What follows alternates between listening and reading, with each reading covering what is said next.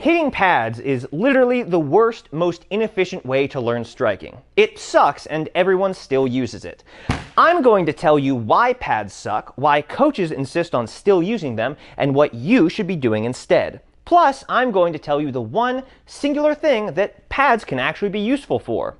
Also, you might have noticed that I am conveniently labeled. That's because this video is sponsored by DIYOJ, which makes custom sports jerseys. They've got jerseys for all the sports, except for, unfortunately, MMA, because the MMA equivalent of a jersey is just not wearing a shirt, and you can't sell the concept of shirtlessness.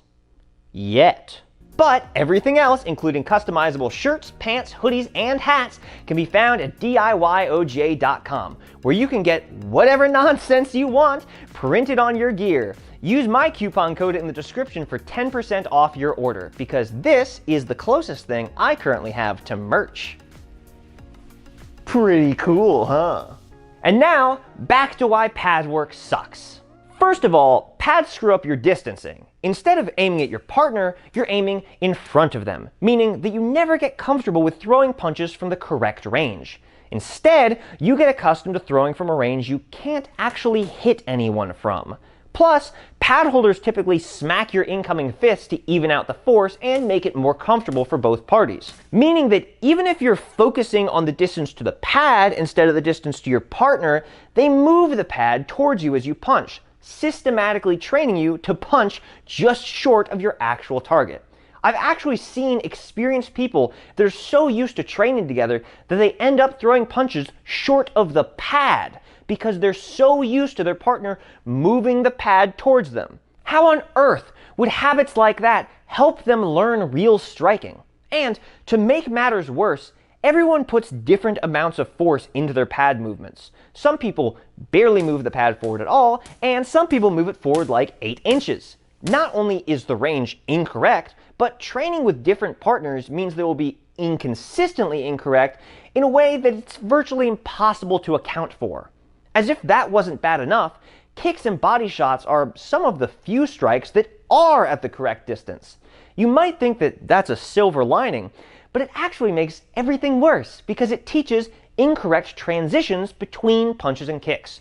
If you throw a kick in an actual fight, you then have to close the distance in order to land a punch. But when you're hitting pads, you kick your partner in the body and then they stick the pad like a foot closer to you. You can now hit that pad without closing distance, meaning you never learn the proper footwork to chain a punch off of your kick. You're systematically training yourself to screw up the distance. And not only is the distancing off, but the timing is also bad. The person holding the pads has to make all sorts of weird movements in order to safely catch your strikes. Because of this, most gyms implement rules stating that the pad holder dictates the speed, and the person throwing the strikes has to wait until the pad holder is in position before throwing the next move in their combo.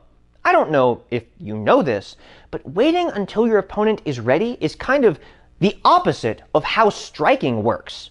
Waiting for your partner to make pad transitions means you're artificially pausing in weird parts of your combos in a way that you would never do if you were using that combo in an actual fight. Distance and timing are kind of the hallmarks of striking ability. Not only does pad work not make you better at these, but it arguably makes you worse. To add on to this, pad work is also a huge waste of your partner's time.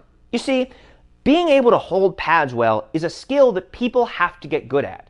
And it's an entirely separate skill that has almost nothing to do with being able to strike. So when you're hitting pads, not only is your partner having to sacrifice their training time for your benefit, but they also have to consciously practice and improve at something that does not help them become a better striker. If a class spends a full hour holding pads for each other, each person only gets 30 minutes of actual training.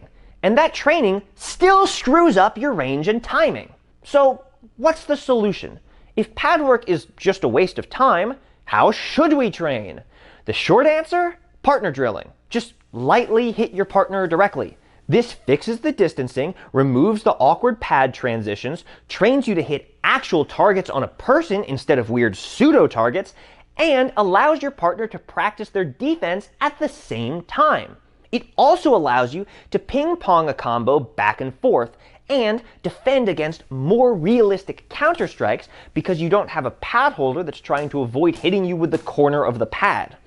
This is not how people throw actual punches, by the way. Partner drilling also allows you to slowly include more fluidity and improvisation than you can do with pad work. Maybe you throw a certain punch combo followed by whatever kick you want. Maybe you throw a couple strikes and then get to choose whether you throw a jab or a hook depending on the distance. Having to read your positioning and make decisions is great training that you can't do with pads because you have to wait for the pad holder to be ready to catch a specific non-negotiable strike.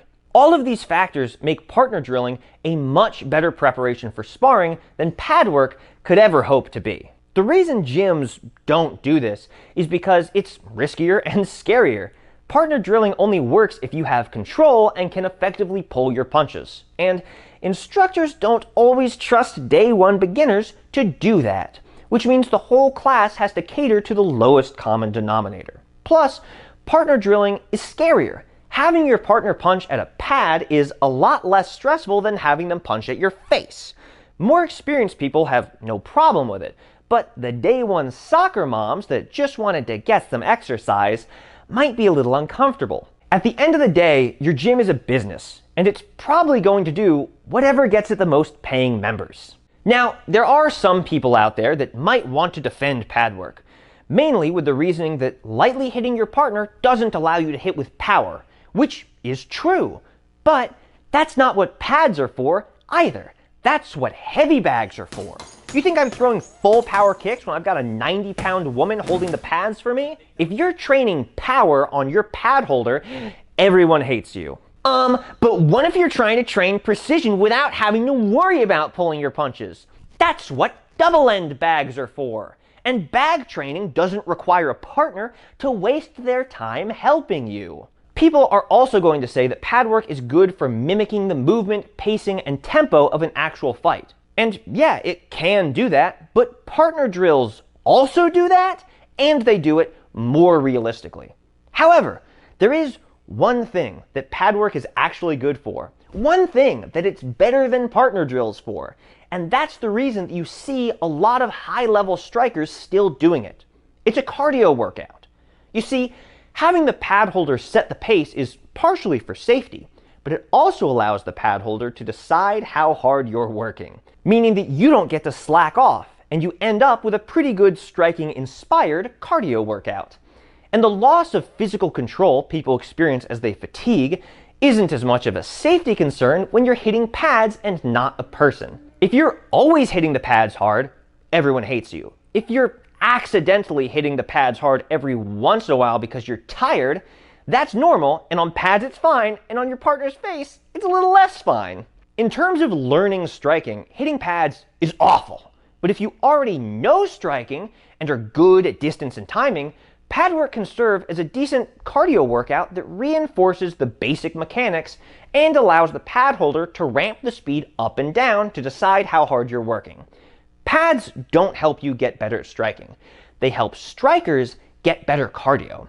But even then, pad work is only going to be a minority of their training, not the central mass around which every practice revolves. In most gyms, the legitimate uses of pad holding are drastically outnumbered by the illegitimate uses.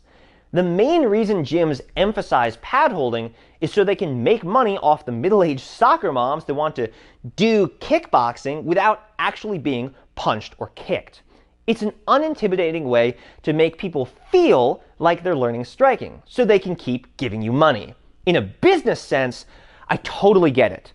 But in a martial arts sense, dragging myself to another practice that I know is going to be 100% pad work makes me question my sanity. Good? Yep. Okay, cool. Cool. I guess you can stop the recording then.